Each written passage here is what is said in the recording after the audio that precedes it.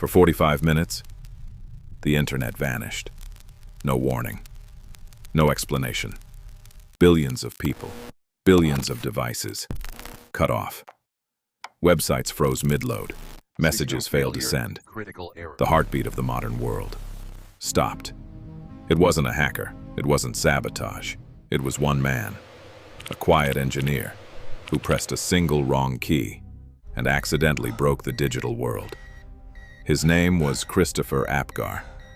In 2012, he worked inside a small network center in California, the kind of room filled with humming servers, cold air, blinking lights, and silence.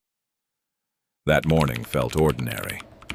He sipped his coffee, checked his logs, and typed a single line of code, something he'd done countless times before.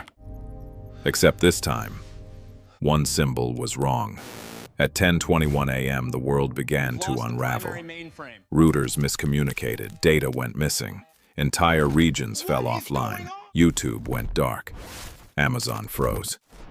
Google's search bar became a void. Billions of screens turned blank. And somewhere, an engineer realized he had just unplugged the world. The internet isn't a cloud floating above us. It's a fragile web of cables, routers, and trust. And that trust is built on something called BGP, the Border Gateway Protocol. It's the map that guides the internet. Every time you load a page, BGP decides the route. But here's the terrifying part. That map runs entirely on faith. When one system says, "I know the way to Google," every other system believes it. No questions, no verification.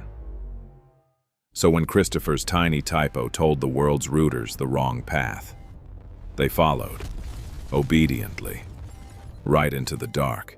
Inside that little room, Christopher watched as the graphs collapsed. Traffic dropped to zero. Error messages flooded his screen. He stared, motionless, as the hum of the servers suddenly felt hollow. One keystroke, one mistake, and billions of lives disconnected. By noon, it was over. Engineers across continents rerouted traffic, rebuilt the paths, restored the web. Everything returned to normal. No news story, no outrage. Just a quiet sigh across the internet. Christopher wasn't punished, because everyone who works in that world knows it could have been them. Every system we trust is run by people, and people make mistakes. Years later, he said something simple. We built the internet to be unstoppable, but maybe that's the problem. He was right. We built this thing to hold everything, our memories, our money, our voices. But it's still human, it's fragile, and it can still break. For 45 minutes in 2012, the digital world disappeared. When it came back, nothing seemed different. But somewhere, a quiet engineer sat in front of his monitor, staring at a single line of code, and realizing just how thin the line is between connection and collapse.